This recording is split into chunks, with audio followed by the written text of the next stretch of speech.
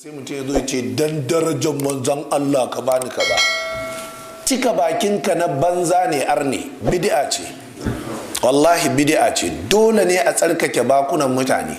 Za su yi mana sharri su ce ba mu kaunan manzon Allah, sun dade ba su faɗa ba. Yome ba su faɗa ba? Ko kun fahimta jama'a?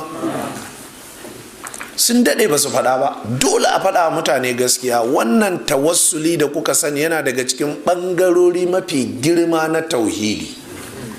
Ɓarna ta faru ciki, kurakurai sun faru ciki.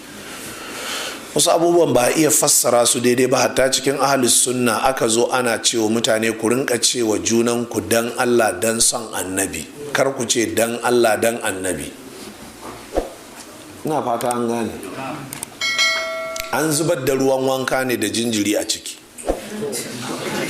shi ne kawai. Karin magana ce ta yan brokin. An zubar da ruwan wankan ne kawai da jinjiri a ciki, shi kenan.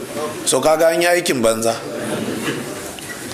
Saboda haka dan Allah kadai, to amma Allah ake cewa dan san annabi Allah ka bani kaza, saboda san annabi ga Allah siffa ce tabbatacciya gare shi.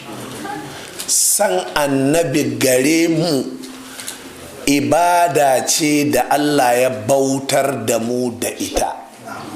To za mu iya cewa Allah dan san da kake wa annabi Allah ka bani kaza. Ya Allah dan san da nake wa annabi ka bani kaza. Daidai ne, tauhidi ne. Amma ya kai Musa dan san annabi ka bani kaza, to sai an yi ta'abiri. Dan san da nake wa annabi ko dan san da kake wa annabi ka bani kaza.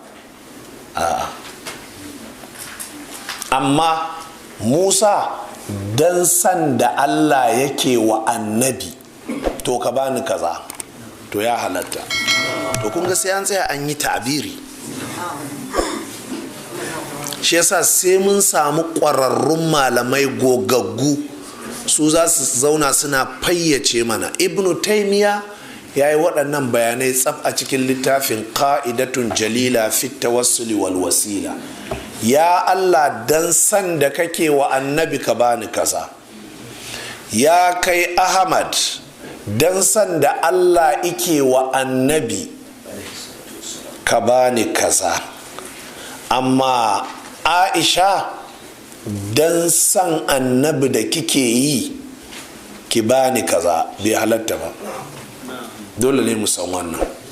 Na'am, wa alaikum salam.